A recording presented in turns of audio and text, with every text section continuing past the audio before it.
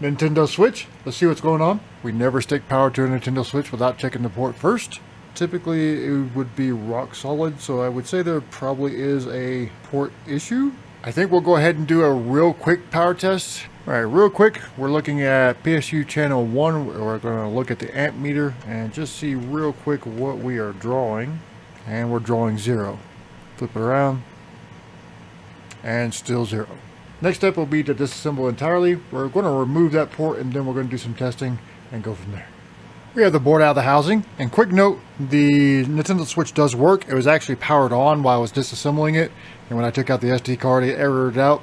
While I'm setting up my equipment in preparation to remove the port, let me throw up my expected temperatures for this job. These temperatures are brought to you by the Amazon associate links in the description. If you head to my video description and click on one of these links and buy any of this equipment, or if you buy anything during that session, a small portion of that purchase will go to supporting the channel. And I greatly appreciate you. It won't cost you an extra dime. Switch you back to microscope. We'll flood the anchors with some flux so that things will flow nicely. A little bit of low melt on our tip. And we will flood our anchors with low melt.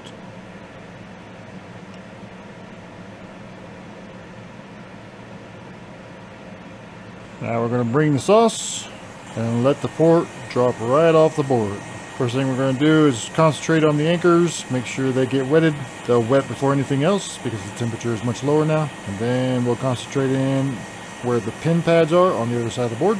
And when they wet, the port will drop, just like that. Another nice clean pull.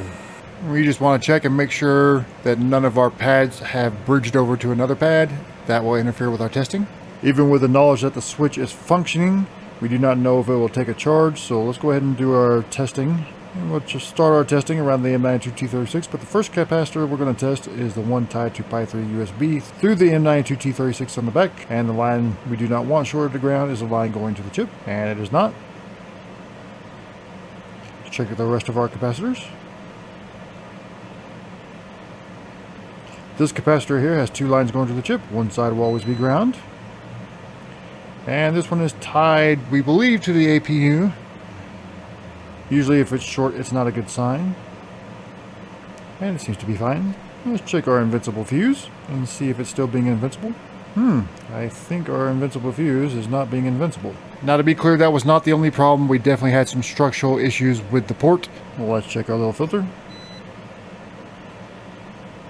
Check our MOSFETs.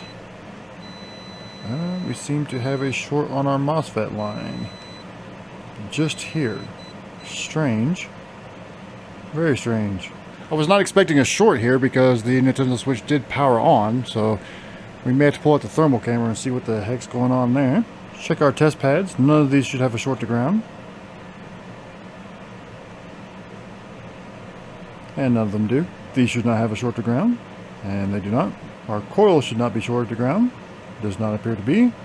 Should have continuity going through it. It does. Check around our BQ24193.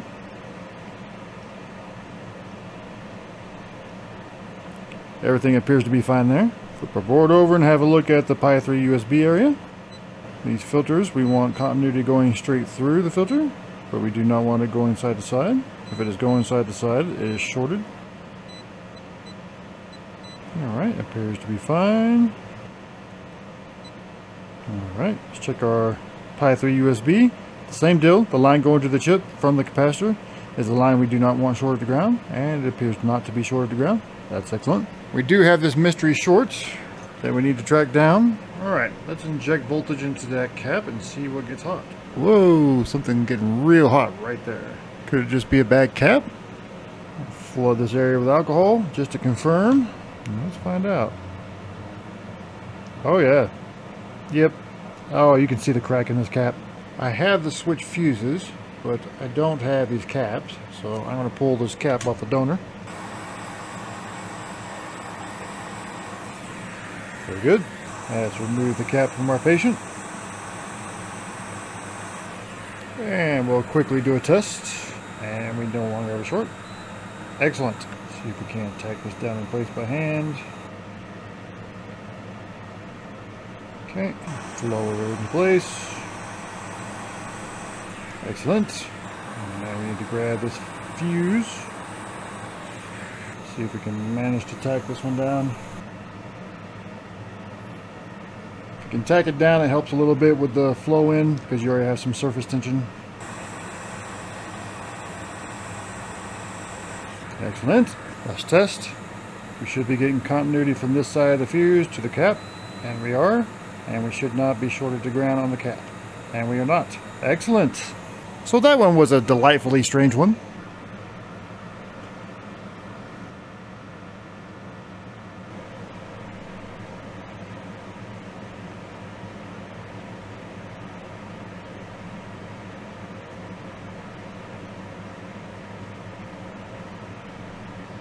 Beautiful.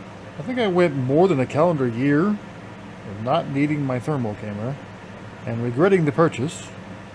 In the last couple weeks, it has definitely been required. Excellent. There are other ways to find shorts besides a thermal camera, but a thermal camera is just really convenient.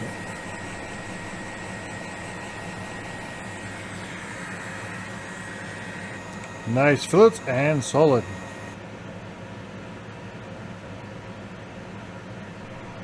Excellent. Next step will be to clean off the board thoroughly, and then we'll come back and do power test. I hope this video is being helpful to you in your repair journey. Just a reminder, if this is something beyond what you want to try yourself, I do offer these services. Just head over to micromage.repair, click free quote, fill out the form, and I'll get back to you personally. Let's perform our power tests. First test we're going to perform is with our PSU and USB-C to, I think it's 3.5 millimeter adapter. This PSU channel 1, the amp meter, and what we want to see is just a quick rise in amperage and back down on both sides ideally. Just seeing a 0.01. Sometimes the PSU doesn't want to play nice. There we go. That's more like what we want to see. Let's try that on the other side again. There we go. Now watching PSU channel 2, the amp meter, we have our modified iPod Power Squid, which we have retrofitted with Nintendo Switch battery connectors. And what we want to see here is a steady climb in amperage with no hanging. And we're going to activate with our OEM real quick. And that looks good. Now we're going to see if it is docking. Not on that side. Let's try the other side. Sometimes it takes multiple tries. Okay, now that I have my HDMI cable plugged into the capture card, we are docking. Excellent. Almost trolled myself there. Alright, we're powered back up on its own battery. And as you can see, we're drawing 15 volts at 0.835. I'm going to hook their Joy-Cons to it. Make sure it's picking them up. And it is. Excellent. And check the other side. Excellent. We're fast charging on both sides. Check and make sure we're picking up our networks. We are. And make sure we're getting Bluetooth. We are. Excellent. We'll just make sure it is picking up the game. And it is. If you enjoyed this video, I think you'll enjoy this one right here, and I'll see you there.